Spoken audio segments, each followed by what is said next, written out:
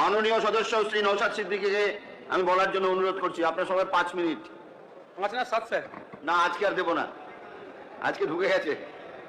ধন্যবাদ speaker sir. Bill number 18 of 2026, the Howrah Municipal Corporation Second Amendment Bill 2026 এর উপরে বলতে দেওয়ার জন্য Howrah municipal corporation act 1980 section 5 এ চেঞ্জেস নিয়ে আসা হয়েছে।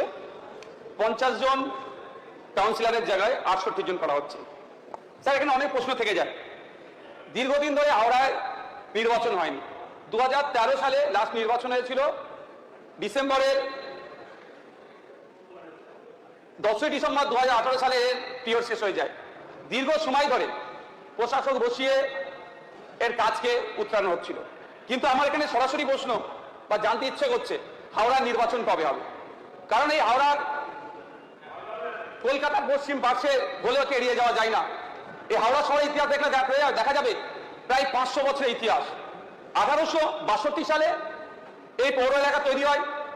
1864 সালে ডিসেম্বরের 1 তারিখে 11 জনের কমিটি নিয়ে প্রথম বোর্ড মিটিং হলেও নির্বাচনে অংশগ্রহণ করে 1884 সালে সরাসরি মানুষজন।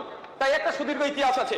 আমরা জানি হাওড়া শহরের ক্ষুদ্র মাঝারি শিল্পের জন্য একটা সময় পূর্বের শেফিল্ড বলে একে ঘোষণা করা হয়েছিল, ভারতের গ্লাসগো বলে একে আখ্যায়িত করা হয়েছিল। কিন্তু দুর্ভাগ্য, এখন ওখানে নাগরিক যন্ত্রণায় মানুষ পরিস্থিতিতে নাগরিকরা এখন অতিষ্ঠ হয়ে গেছে। একদিকে সুয়ারেজ সিস্টেম, ড্রেনেজের অব্যবস্থা, উল্টো দিকে স্যার ওখানে যেভাবে নিকাশি না থাকার জন্য এবং বর্জ্য যে দুরবস্থায় আছে এলাকার মানুষ অতিষ্ঠ। এছাড়া আমি সময় স্বল্প কয়েকটি হাওড়ার মানুষের নাগরিকদের কয়েকটি যন্ত্রণার কথা উল্লেখ করতে যাই। প্রথম প্রশ্ন স্যার, নাগরিকদের হাওড়ার নির্বাচন কবে হবে?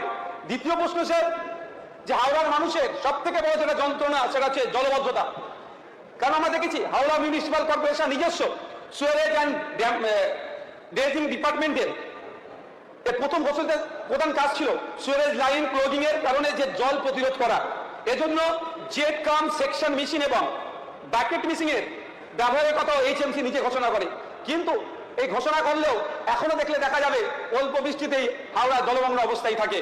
স্যার, আমরা দেখেছি একটা রিপোর্টে যে 2024 সালে এই দুরবস্থা কাটিয়ে ওঠার জন্য 4.7 কোটি টাকা ব্যয় করে একটি মাস্টার প্ল্যানের কথা বলা হয়েছিল। তার অগ্রগতি কিরূপ আজকে হাওড়ার মানুষ জানতে চায়। চতুর্থ যে প্রশ্নটা হাওড়ার মানুষ জানতে চায়, এই জলবদ্ধতার কারণে আর্থিকভাবে তারা ক্ষতিগ্রস্ত হচ্ছে। দোকান ঠিক করে খুলতে পারে না, ছোটখাটো ব্যবসায়ীরা যারা তারা দোকান খুলতে পারে না, সমস্যা হয়। এর ফলে আরবান ইকোনমিকে একটা শক হয়। তাই এই সমস্যা সমাধানের জন্য কি পদক্ষেপ নিচ্ছে মাননীয় মন্ত্রী মহাশয়, সেটাও জানতে চাইছে। চতুর্থ স্যার যে প্রশ্নটা জানতে চাইছে হাওড়ার মানুষ, সব থেকে অন্যতম কঠিন যে বর্জ্য ব্যবস্থাপনার জন্য যে ব্যর্থতার প্রতীক হয়ে দাঁড়িয়েছে বেলগাছিয়া ডাম্পিং গ্রাউন্ড। আমরা জানি স্যার, প্রায় 100 একর জমির উপরে বেলগাছিয়া ডাম্পিং গ্রাউন্ড তৈরি হলো, এনক্রোচমেন্টের কারণে এখন সেটা 50 একরে এসে দাঁড়িয়েছে। ফলে এই দুরবস্থা থেকে কাটিয়ে উঠবে কিভাবে? ন্যাশনাল গ্রিন ট্রাইব্যুনাল বেলগাছিয়ার লেগেসি ওয়েস্ট নিয়ে সময়বদ্ধ পরিবেশের কথা নির্দেশ দিয়েছে। সুতরাং এই যে দুরবস্থাগুলো আছে এর থেকে কাটিয়ে ওঠা অবশ্যই দরকার। অন্যথায় শুধুমাত্র 50-এর জায়গায় 68 জন বিধায়ক দিয়ে এই সমস্যার সমাধান হবে না। কারণ নাগরিক তার জল নিকাশির সমস্যা কাকে জানাবে? নাগরিক তার পানীয় জলের সমস্যা কাকে জানাবে? নাগরিক তার রাস্তাঘাটের সমস্যা কাকে জানাবে?